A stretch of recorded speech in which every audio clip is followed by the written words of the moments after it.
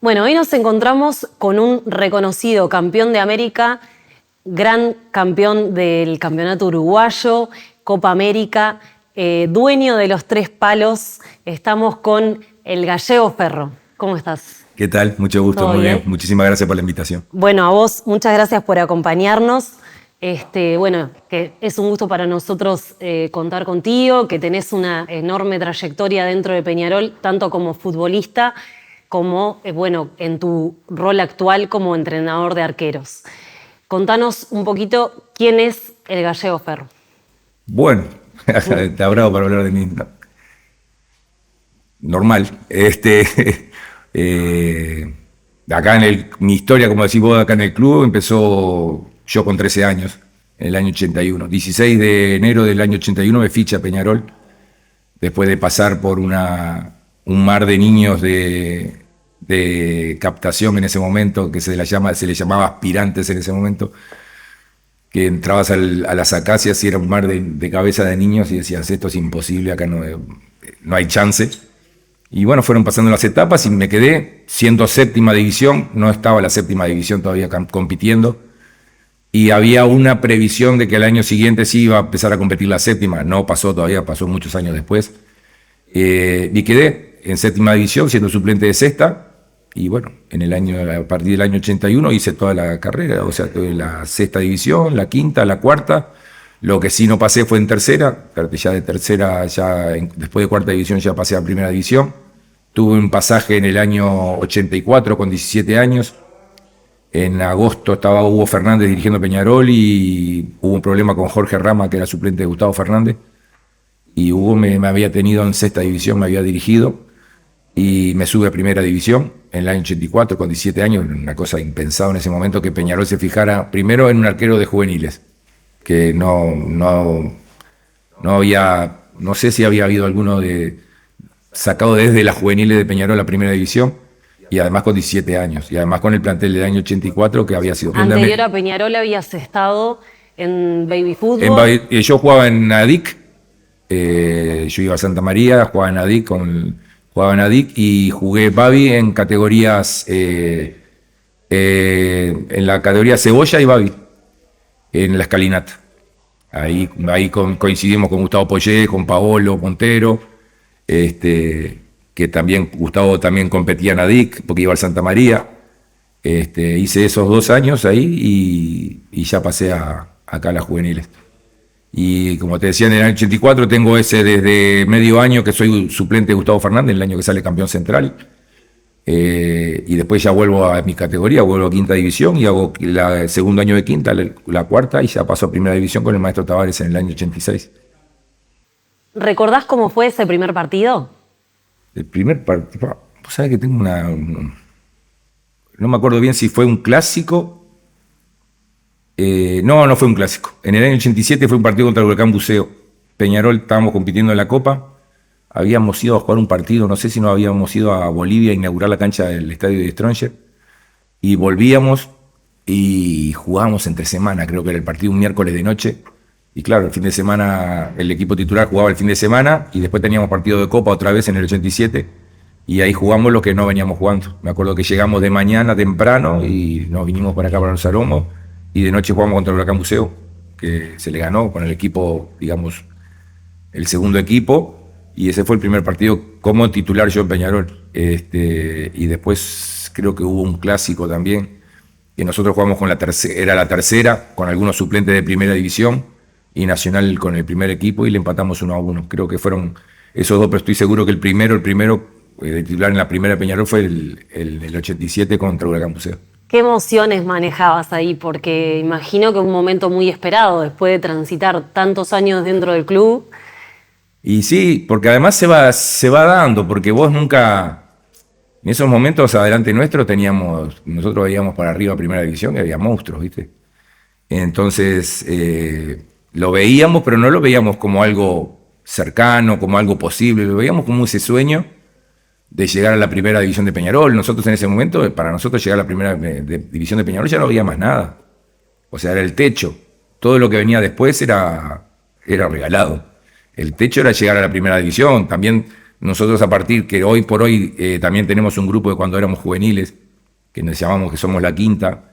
Somos la quinta, la del 87, la quinta campeona son los que somos todos los juveniles que participamos en quinta división, cuarta división, nos seguimos juntando, nos seguimos viendo, se creó un grupo enorme, y nosotros nos damos cuenta que cuantos quedaron por el camino que eran unos jugadores espectaculares, había jugadores que vos decías, este llega primero, y van quedando por el camino. En mi puesto tenía competencia, fíjate que yo veía para arriba, yo estando en sexta división, veía para arriba, tenía a Quique Carrera en tercera, en ese momento estaba Carlitos Arias, también compartían en la primera división con Carrera, estaba el Hugo Quevedo, después apareció el Flaco Siboldi, gente que era más grande que yo, y vos lo veías y decías, uy, esto es muy bueno. No está ¿Cómo fácil. hago para uno no está fácil, ahí, ¿no? tengo que ir matando de a uno, ¿viste? Pero se fueron dando las cosas. Y se ve que en ese momento, yo no le digo suerte, es estar en el momento justo y aprovechar esa oportunidad que se te da. A mí sí me gustó entrenar. Desde que aprendí lo que era entrenar en una juvenil, yo jugaba al básquetbol y jugaba al fútbol. Siempre estaba activo, siempre me movía, pero no era lo mismo que entrenar en unas divisiones juveniles que te pegaban unas palizas que quedabas tirado.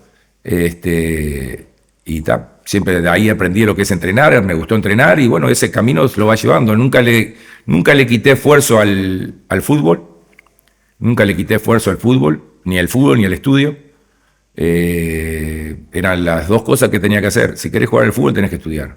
Si no, acá tenés malas notas, el fútbol no va. Entonces, nunca le dejé de dar esfuerzo ni al estudio ni al fútbol. Y se fue dando, y se fue dando, y se fue dando. Y esa camadita que fue subiendo, que después terminó siendo base importante en el 87, somos todos formados de la misma época. Bueno, hay gente también que estaba arriba nuestro, más grande, como el Pepe, Chueco, Alfonso Domínguez. Esa gente era más grande que nosotros, pues nosotros los teníamos ahí arriba. Pero después el Tito, el Bomba, después la llegada vino Diego. Hay mucha gente que a veces no aparece tanto en la foto, pero también estaba, el Álvaro Izquierdo, el Canario Hernández. Todos esos eran de la sexta división que empezamos juntitos y terminamos en cuarta división todos juntos. Hay una cantidad de jugadores que se formaron y se sacó una gran camada de jugadores de ahí. Y que tampoco se saca muy seguido. Después empezás a analizar camadas grandes de jugadores que llegaron a primera división y conquistaron cosas, y no hay tantas en la historia. Esta sí, son una camada que eran unos 8 o 9 jugadores que empezamos todos abajo juntos. Desde la sexta veníamos juntos. Y a todos se nos fue dando el camino. Y seguramente ninguno de esos, como yo, le sacó esfuerzo al fútbol y sacó esfuerzo al otro, ¿no? A la vida normal de cualquier niño. Pero nunca le sacó esfuerzo al fútbol, y el fútbol tarde o temprano te premia. El fútbol, como decía un técnico nuestro, juveniles, Chiquito Malinowski, un fenómeno. El Chiquito decía, ustedes denle al fútbol, que el fútbol tarde o temprano recompensa. Por algún lado le va a dar recompensa. A algunos le va a dar la recompensa de poder jugar en primera división, y a otros le va a dar la recompensa de tener un aprendizaje de vida, y de tener un aprendizaje de que si vos de esfuerzo, de que sin esfuerzo no se consigue nada, de que esto es así, de la mentalidad, la disciplina. El fútbol te va a dar algo, pero siempre tarde o temprano te va a recompensar. Galle, muchas gracias por tomarte el tiempo. La verdad, sabes que te quiero mucho. Sos una excelente persona y un gran profesional. Lo veo día a día. Y en base a eso, ¿no? De esperar, de que hiciste todo este tiempo, toda tu carrera, para llegar a primera división. Hoy los pibes, que todo es mucho más práctico, tienen muchas cosas al alcance de la mano.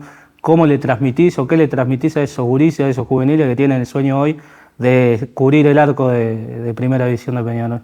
Y yo creo que todo se empieza. Yo me acuerdo cuando estuve dirigiendo séptima división, como técnico séptima división y sub-16, a mí la séptima división que me toca era la séptima división del Pajarito Valverde, de Rossi, de Santigüeno, de Renzo Bacchia, del Chino Cartés, Diego Rossi, no sé si lo nombré, y hay Santigüeno, sí. Una división. Muy bueno. Una división bárbara. El Chino Cartés, sí. Una división que era impresionante lo que muy jugaban. Bueno. Y en ese momento yo le ponía ejemplos cuando le decía, muchacho, A ver, ¿quién es su ídolo? ¿Messi? Que sea Ronaldo. Ese Ronaldo y ese Messi empezó como ustedes. Eran uno de ustedes sentado delante de otro como yo que les estaba diciendo. Lo que pasa que el tipo no aflojó nunca. Las cosas nunca van a salir derechas por la vida. Nunca vas a ir con viento a favor. A veces que tenés el viento en contra y en ese momento es cuando vos tenés que aprender a decir, bueno, acá me está pasando algo. Sí, es buscar un autoanálisis, sí, buscar la ayuda de los técnicos, en las personas, referente al fútbol, ¿no? En tu técnico, los preparadores físicos, ¿qué necesito? Yo le decía, muchachos, ustedes pregunten. Si ustedes me preguntan a mí como niños, me preguntan qué estamos haciendo y yo no les sé contestar, es porque no sé lo que estoy haciendo. Entonces, por favor, pregunten, porque para mí también es bueno yo poder explicarles cualquier duda que tengan ustedes. Y seguramente lo hicieron durante toda su carrera y todo eso lo fueron llevando. Y es que es eso, no tenés que aflojar, no le tenés que quitar esfuerzo al fútbol. Y hoy por hoy hay mucho esfuerzo que hacen los niños cuando empiezan, porque se tienen que levantar temprano, si entrenan a la tarde, se tienen que levantar temprano, ir a estudiar, salir de estudiar, salir corriendo, capaz que con un tupper con algo de comida, y tomarse un ómnibus, salir corriendo, ir a entrenar, irse para la casa, es un no parar, es un no parar, es un no parar. Entonces, si en algún momento cae y dice, esa idea de, nah, ya está, no, esto es muy difícil, no es difícil. Es solamente que te pongas la disciplina de seguir adelante, y si te tropezás, la obligación de levantarte, y si te tropezás de vuelta, levantarte de vuelta, y eso te va a llevar a marcar un camino que te va a ir dando esos pasitos hasta llegar a Primera División. Qué gran mensaje ese que dejás para también los chiquilines que están hoy en día entrenando, ¿no? Sea en Peñarol o por fuera también, de tener esa constancia. ¿Quién te transmite a vos esos valores en tu vida, en tu familia? Y mirá, te vas formando, te vas haciendo, aparecen en tu casa, aparecen, yo ya te digo, esto a los 13 años empecé en Peñarol, y a veces pasaba más tiempo con mis compañeros y con el técnico que en mi casa. ¿Cómo era tu familia? ¿Cómo estaba conformada? Eran mis padres y yo, sí, único hijo. Pero nada, gente de laburo, mi viejo, mi vieja, mi vieja mi madre más ama de casa, mi viejo más de laburo, de estar todo el día laburando. Y a veces, obviamente no estaban en todos los detalles, pero te marcan. Bueno, hay que hacer ciertas cosas que si querés que las cosas sucedan, tenés que hacer ciertas cosas. No te van a suceder las cosas porque sí, por obra de magia. Algo tenés que hacer para que las cosas sucedan. Como la otra vez le decía al profe Matías, y se mataba de la risa, y dice, vos tenés que dar el primer paso. No te va a llevar a ningún lado, pero siempre te va a sacar de donde estás ese primer paso, ¿viste? Entonces, y ese primer paso, y el siguiente, y el siguiente, y el siguiente, y de repente te vas a encontrar con que recorriste un camino. Y si vos en ese camino lo hiciste de forma recta, en forma ordenada, con disciplina, con constancia, y vas a estar orgulloso de tu camino, pase lo que te pase al final. Entonces, un poco decía el maestro, ¿no? El camino es la recompensa, que eso viene de la película del Guerrero Pacífico, ¿no? Está ahí de Dan Miller, que es el que dice que ahí aparece la frase que el camino es la recompensa. Y sí, el camino es la recompensa, el poderlo vivir, el poder transitar y el poder, al final, ver para atrás y, bueno, hice esto, poco, mucho, pero lo hice yo. Y bueno, y eso es lo que hay que decirle, tratar de volcárselo a los niños, muchachos. Apunten a hacer lo mejor que puedan ser en su vida, en lo que sea, en los que le toque vivir. Porque todos tenemos la ilusión de ser futbolistas profesionales y llegar a ser, yo qué sé, Courtois, Cristiano, Sommer, pero en el camino pasan cosas. Y bueno, si en el camino pasan cosas y ese primer sueño que tenías no se te cumple, va a aparecer otro. Y bueno, voy a hacer lo mejor en eso. Tratar de siempre apuntar a hacer lo mejor en lo que hagas, sea lo que sea. Hoy en día me viene mucho a la cabeza porque también sos una persona netamente positiva. ¿Y cómo manejás el tema de, viendo a los gurises hoy en día, el tema de las frustraciones, el tema de que muchas veces las cosas no salen, y es una posición difícil porque digamos que atrás de usted está el arco? Entonces, ¿cómo manejás eso? ¿Cómo transmitís hoy a los gurises, teniendo todo el alcance, como decía anteriormente, Peñarol, el mundo, la gente, las redes sociales hoy en día. ¿Cómo haces para bajarlos un poco a tierra? Sí, es difícil el tema hoy, porque hoy hay mucho contexto alrededor, ¿no? Hay mucha gente bien intencionada, pero hay también mucha mala leche, hablando ahí en las redes, ¿no? Sí. Mucho mala leche que en realidad capaz que quiere tener tu posición, a la posición del que critica, y como nunca va a poder llegar a esa posición, lo único que hace es criticarlo, o quererlo bajar de esa posición, la mesocracia, ¿no? Cuando todos acá, si hay uno acá, vamos todos los de abajo, vamos a apuntar a que baje, que no suba nadie. Y esa gente que critica es porque tal vez quiso hacer lo que estás haciendo vos y no lo pudo hacer, y no le queda otra que ese rencor adentro, que debe ser lo peor que hay, te va comiendo. Nada, cuando vienen conmigo acá, pase lo que pase, fin de semana, errores. Nosotros en la tapa del libro del entrenador arquero o del arquero está convivir con el error. Vive acá al lado tuyo. Está sentado acá al lado del palo y te mira el error, ¿viste? Siempre tenés que convivir con el error. El tema es cómo vos tomás ese error que cometiste. Si ese error es una piedra en el cogote que te hundió y no te levantas más, y bueno, no te va a quedar mucho tiempo en esa carrera, en ese puesto. Hoy también los juveniles desde pequeños tienen ayuda de psicólogos deportivos, tienen apoyo para tratar de sobrellevar eso. Muchos también de los jugadores que tenemos nosotros son del interior y también cuentan con un desarraigo de la familia, de esa familia que capaz que jugabas en tu equipo en tu ciudad y te mandabas una macana y ibas a tu casa y dale, no pasa nada, tenías a tu papá, tu mamá, te hice una torta frita, dale, vamos arriba, y te levantaba ya de por sí el cariño de tus amigos, no pasaba nada. A los que se vienen de afuera tienen el desarraigo de la familia, el estar solo, el error, el sueño, que esto me puede complicar. Digo, con los grandes, nada, laburo. Pasa una macana que no nos pasa nada. Todo el que me diga jugando como arquero yo nunca cometí un error es porque jamás se puso en un área chica. Jamás. En la vida. Yo nunca me equivoqué jugando arquero. No, entonces no fuiste arquero. No le pusiste ni los guantes. El área la usaste para cortar camino. Es solo venir acá, vemos lo que pasa, vemos lo que pasó, lo vemos, lo analizamos, qué te pareció a vos, hasta a veces lo analizamos entre todos, yo digo entre todos los arqueros porque yo me siento arquero también, entre todos, y cada uno de los compañeros puede opinar y decirle, porque todos tenemos una visión diferente, y después laburo. Muchachos, esto se arregla con laburo, se arregla con laburo. Si nos equivocamos, y bueno, nos equivocamos, vamos a ver cómo podemos... que lo que nos llevó a cometer ese error no se vuelve a cometer, hay que laburarlo, y laburo. Mi psicología es el laburo. Con todo eso que hablás, queda claro de que sos una persona que obviamente que estás afín de todo lo que es la parte psicológica, ¿no? De toda esa parte de trabajar esa parte emocional, psicológica, para tolerar las frustraciones. ¿Qué características tiene que tener un golero para poder decir, bueno, tiene condiciones más allá de lo físico? Nombrame algunas características mentales que consideres fundamental. Yo cuando mi hijo trabaja en captación, ahora tenemos un captador especializado en arqueros, por suerte. El club ha ido a Lucas Pinto, que es captador. Él se va por las canchas a elegir los arqueros y después es él que los entrena.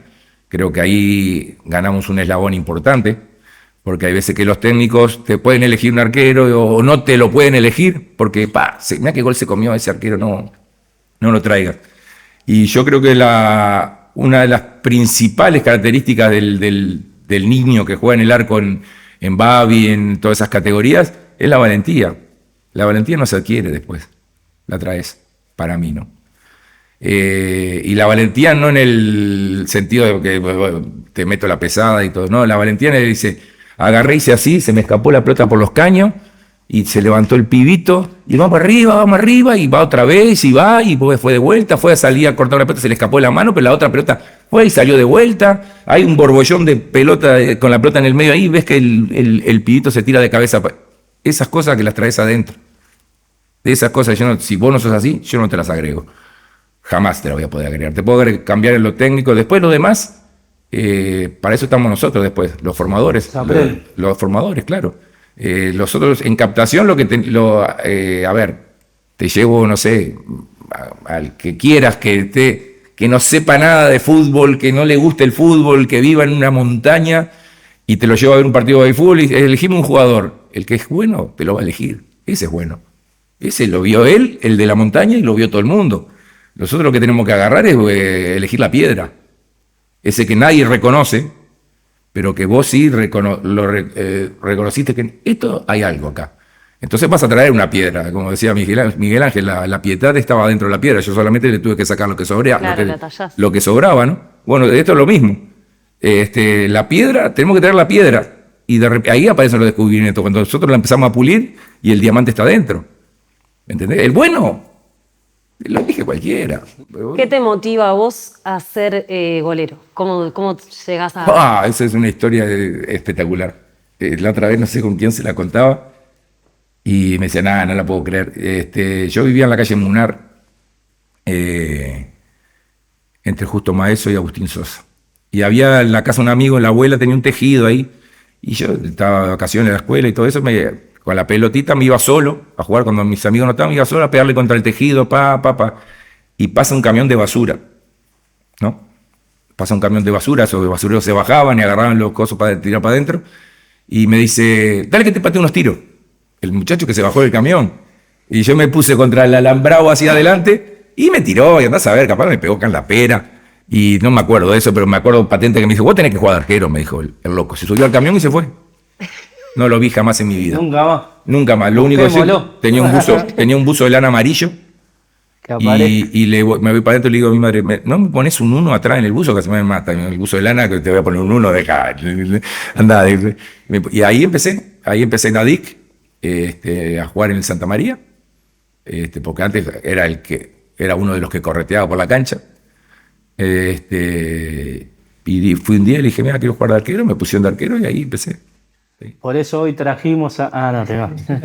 Pero sí, no, sabés, nunca más lo vi en mi vida, nunca más nada. No me acuerdo ni un rasgo, nada. No, ¿Y de dónde nace ese vínculo con Peñarol? Y Morena.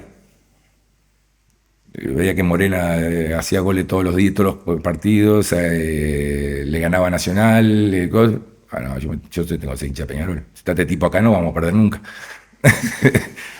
Hoy bueno, no sé si puedo decir hoy porque va a ser grabado, pero se tocó muchas veces también, y bueno, tanto con Diego, con muchos referentes, también el tema Morena. ¿Cuántas fibras tocó Fernando?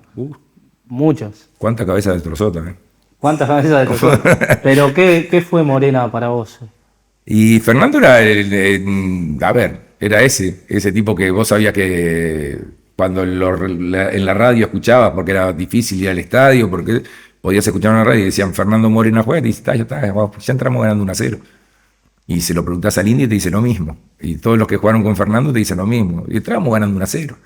Era una bestia, pero después, a su vez, cuando lo conoces, a ese intocable, a ese ídolo, lo empezás a amar, porque tipazo, sensacional, un orgullo, igual que el estar con el Indio. Yo le doy siempre un abrazo al Indio cuando llego, a la mañana cuando le doy un abrazo, porque digo, déjame abrazar la gloria, Indio, y le doy un abrazo, porque son tipos que, viste, lo que nos dio el Indio a nosotros acá como capitán en Peñarol, y miralo todos los días, lo que es el Indio. Fuera de serie. Se normaliza tanto que es una locura. Viste, fuera de serie, vos lo ves y no lo podés creer, viste. Es el Indio, viste. Es así, capaz que nos pega más a nosotros que antes la historia duraba más tiempo. Hoy es todo muy variable, ¿no? Un niño hoy no tiene tiempo de idolatrar tanto, de ahí va a ilusionarse con uno, porque hoy está y mañana ya no está más. Y hoy en día, bueno, es algo que sí pensaba la otra vez también, hoy en día un goleador histórico lleva 20 goles, pero también porque dura una temporada y está. Pero también en ese caso, el tema Fernando como persona, espectacular. Claro. Y tuviste la posibilidad de compartir mucho tiempo con él. Claro. En el año 84, cuando me suben con 17 años, él estaba acá todavía, Fernando, y después yo compartí con él una semana, porque después se fue para Boca. Pero después cuando vengo a trabajar acá en Primera División, lo veía todos los días. Estaba todos los días y además que después fue técnico mío. En el año 88 fue técnico mío. Después cuando se va el maestro en el 88 agarra Morena. Siguió siendo ídolo después fuera de la cancha. Sí, totalmente. ¿Cómo pasaste vos de ese niño que estaba jugando con la red ahí en tu casa a formar parte de un plantel que gana la Copa Libertadores, que es hoy en día para todo hincha de Peñarol, creo que el sueño máximo, ¿no? Sí. Más allá de Mundial de Clubes, Intercontinental, Para pero digo, todos. hoy en lo que estamos en la inmediatez es eso. ¿Qué se siente haber ganado una Copa? Es que a veces, y lo hablamos mucho entre nosotros, los que tuvimos la suerte de estar ahí, que a veces nos pellizcamos para ver si fue verdad. Pero, como el libro, fue el éxito de la inconsciencia. Éramos una cantidad de gurises muy jóvenes, porque en Peñarol ese año tenía el promedio de edad eran 23, 24 años. Sí. El promedio de edad. Los que subían la edad era Eduardo, que tenía 33 en ese momento, y el Loco Trasante, y después creo que en la escala venía el Zurdo Viera, pero ya venía con 28, o sea, venía de lejos. Los que subían la edad eran esos. Pero después teníamos un promedio todos de 20 años, había 20, 22, 23, muchos de 20, como los de mi categoría, todos de 67, todos de 20 años. Y se fue dando. Se armó un equipo que nadie daba, como Eduardo pone todos los años cuando se hay fecha del campeonato, dice, un equipo que empezamos siendo que no nos conocía nadie, terminamos metiendo a Peñarol en la historia, ¿no? Y metiéndonos nosotros en la historia de Peñarol. Y se fue dando, eso sí que fue paso a paso, y el éxito de la inconsciencia, nosotros no nos damos cuenta. ¿Qué pasa? Para los que veníamos de abajo, los que veníamos de las juveniles, no existía perder con Peñarol. No existía, porque nosotros veníamos siendo campeones, menos en sexta división, fuimos campeones los 2 años de quinta, los 2 años de cuarta, éramos todo el mismo plantel. Cuando lo que hacías de adolescente, nosotros jugábamos los sábados, el domingo teníamos libre, el sábado salíamos a bailar y nos juntábamos todos, íbamos del plantel, íbamos 10, 12 a bailar al mismo lado. Y el lunes veníamos y entrenábamos, estábamos todos juntos. Y si un día, me acuerdo, empatamos contra Wander, un Wander que jugaba Luis Noé, tenía un cuadrazo, Claudio Pino, que falleció, tenía un cuadrazo Wander, empatamos con Wander 1-1 y no se sintió la palabra ¿dónde nos juntamos hoy? Nos quedamos todos encerrados en casa, caliente, enojados, porque habíamos empatado contra Wander un partido de quinta división.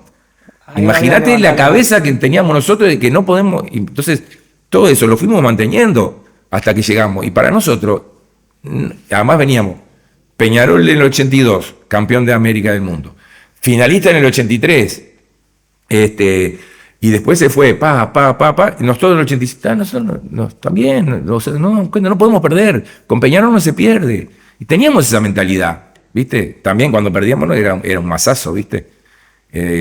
Cuando perdés era una piña, porque a veces tenés, si a veces es una ventaja, también por otro lado puede ser una desventaja el ser hincha y ser profesional.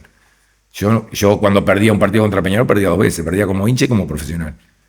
Y me iba para mi casa y mi análisis, porque a veces era difícil ver las imágenes por televisión, no había tantas, lo que yo hacía era, ¿qué te hubieras dicho vos si estabas allá en la Ámsterdam sentado?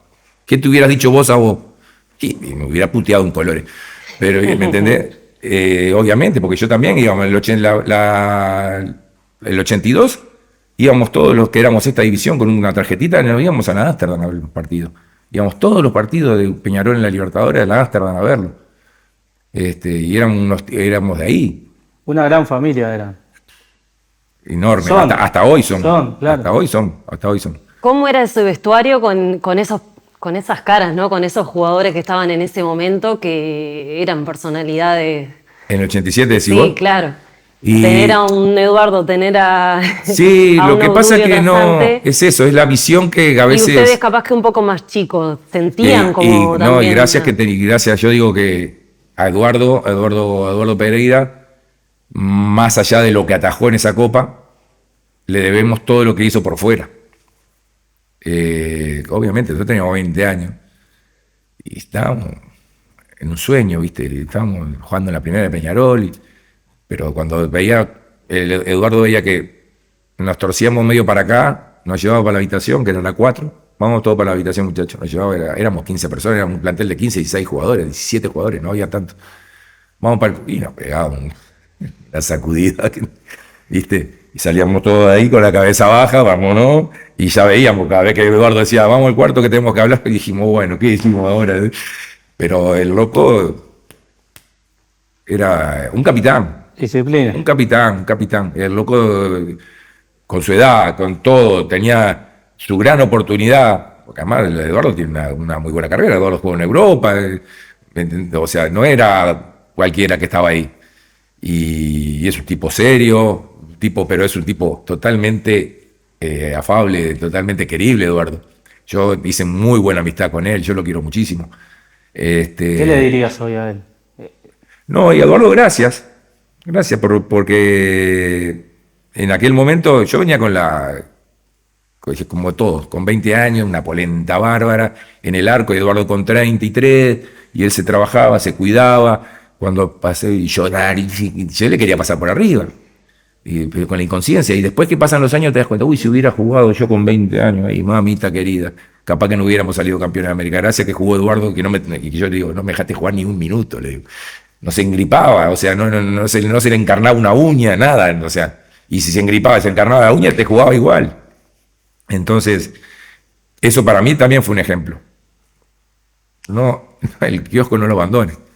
Jugá siempre. Cuando estés ahí, jugá siempre. No dejes jugar a nadie. No.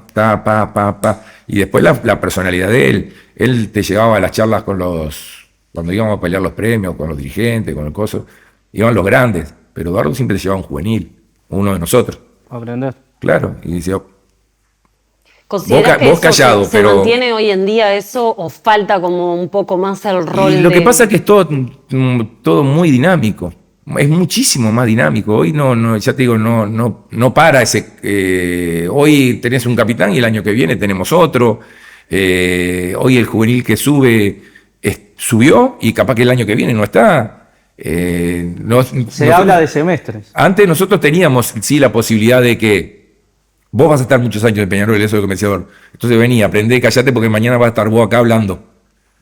Entonces, pero vos ahora no hablés, callate la boca y nosotros nos vamos a discutir. Vos callate y aprendé. Y es verdad, porque después todos nosotros tuvimos, fíjate, estoy hablando del 87 y yo me fui de Peñarol en el 95. Te dejó una escuela. Deja una escuela, todo el mundo deja escuela, de lo bueno y de lo malo.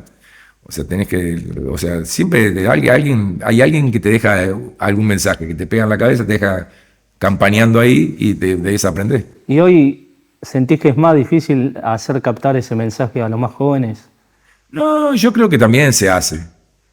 Yo creo que se hace. Hablo más de lo deportivo, de cuidar el kiosco.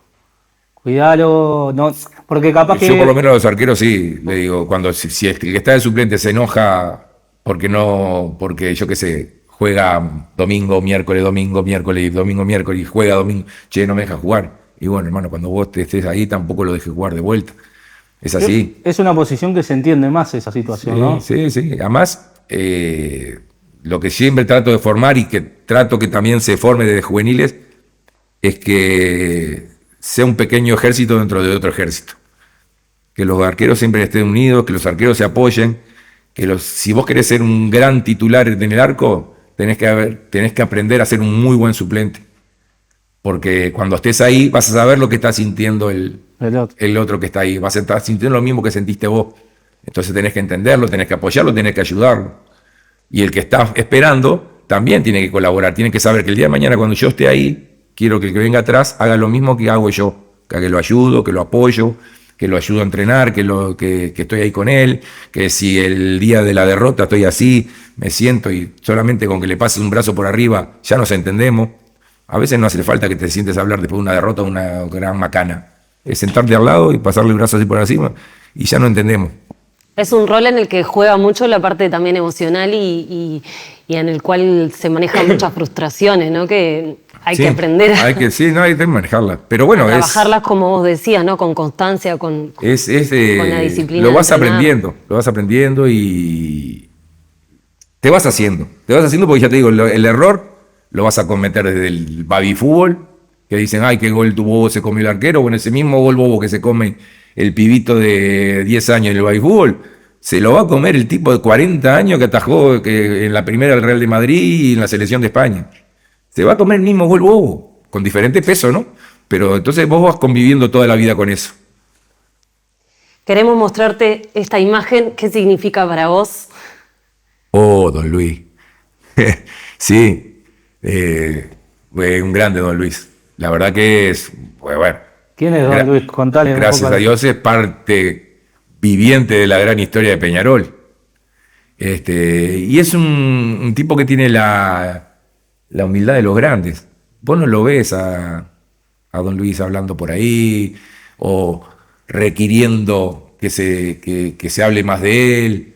Don Luis es una persona que trabajó de entrenador de arqueros acá en Peñarol en un tiempo. Bueno, el nieto es el Chino Cartés, ¿no? El que estuvo trabajando mucho tiempo. Y bueno, veías a don Luis en la cancha hablando, gritando, o viniéndote a mí como en su momento como entrenador diciéndome cosas.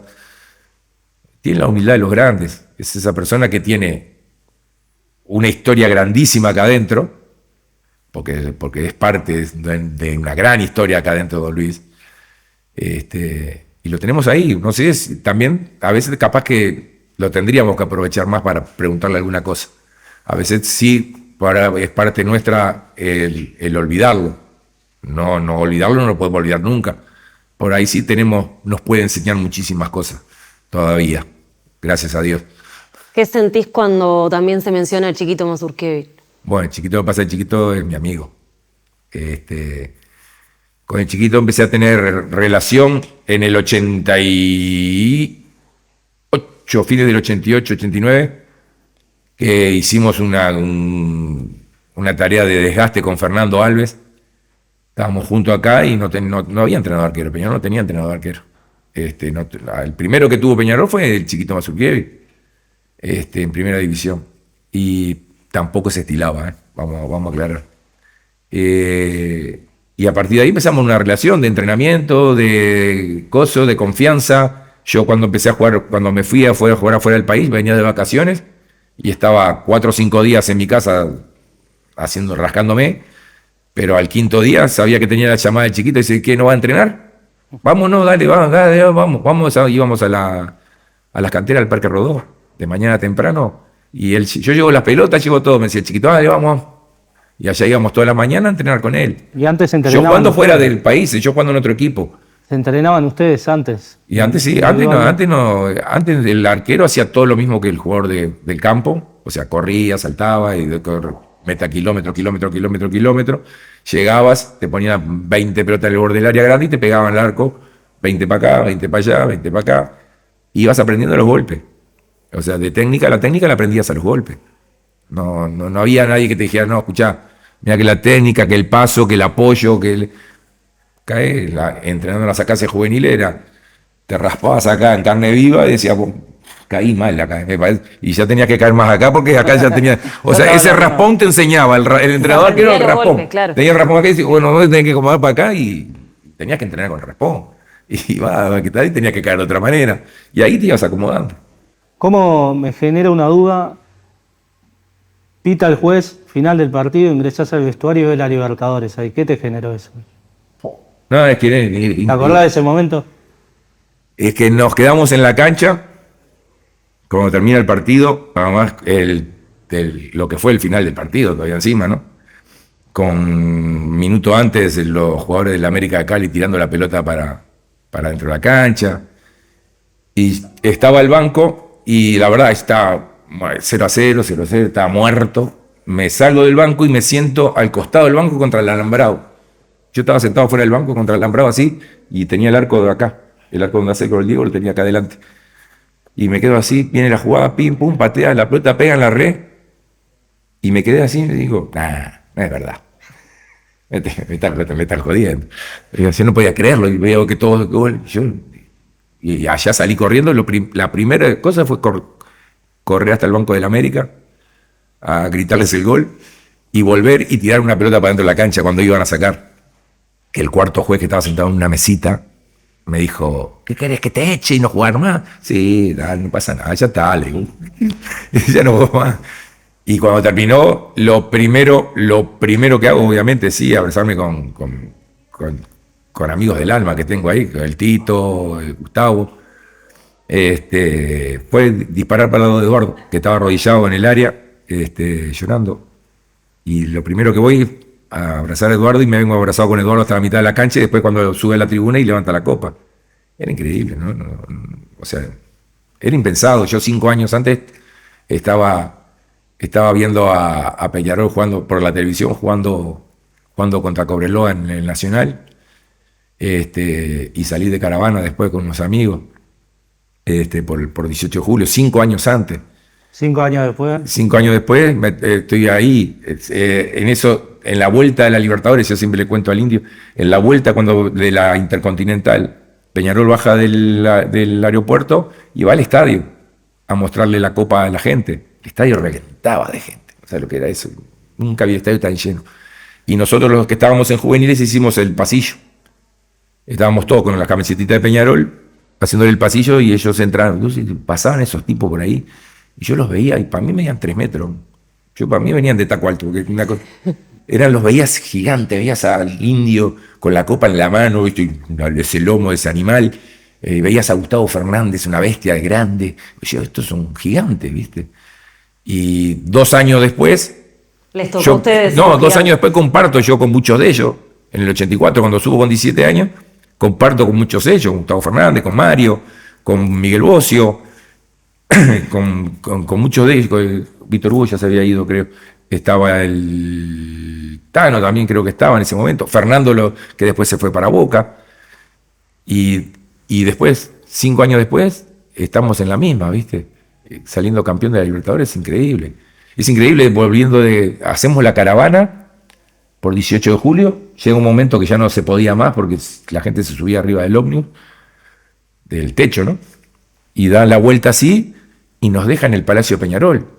No había nadie. Nos bajamos con el Tito, con el bolsito así, nos tomamos un taxi y nos fuimos para casa. Y a veces hablamos, si pasa esto hoy, si hoy Peñarol este año es campeón de América, los jugadores, no sé, tienen que tomarse un dron para salir de la casa. Claro, es imposible. En ese momento nos bajamos del taxi, y Diego cuenta siempre que el domingo me invitaron a Punto Penal.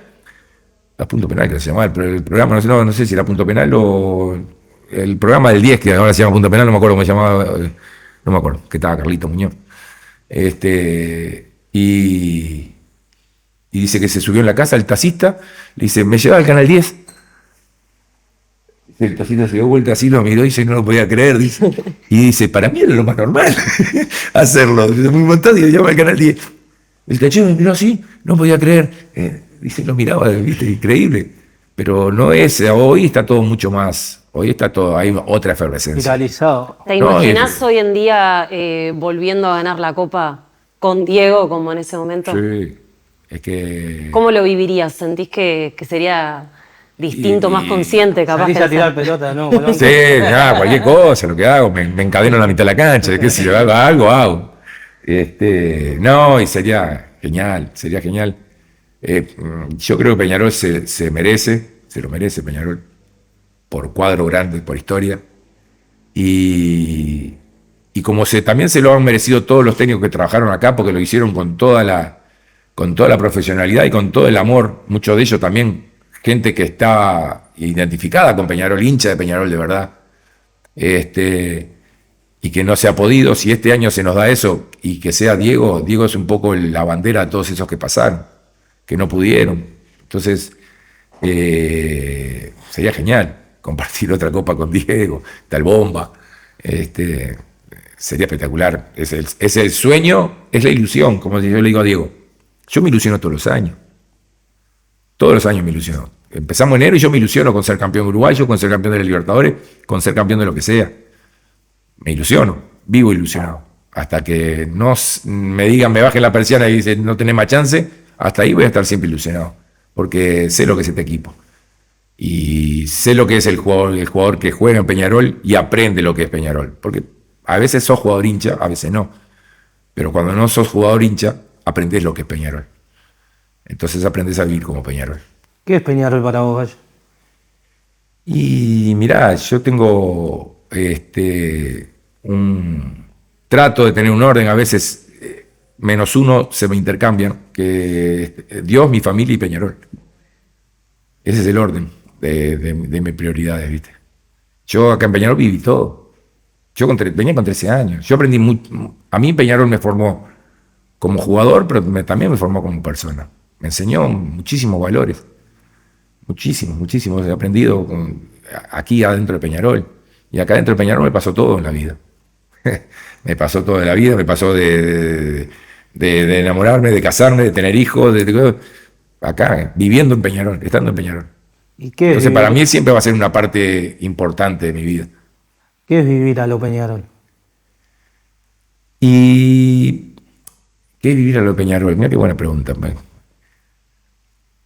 Y lo que te decía yo al principio de la nota es tener esos valores de, sea cual sea tu rol en la vida, de nunca bajar los brazos, de ir para adelante, de que si te pegan la cachetada, mirás y vas y arrancás para ahí. No para pelear, pero sino para demostrarle, mira que no me tiraste, no me tumbaste con una cachetada. Y la vida te pega cachetada. Como lo de Rocky, ¿no? Nadie te pega más duro que la vida. Bueno,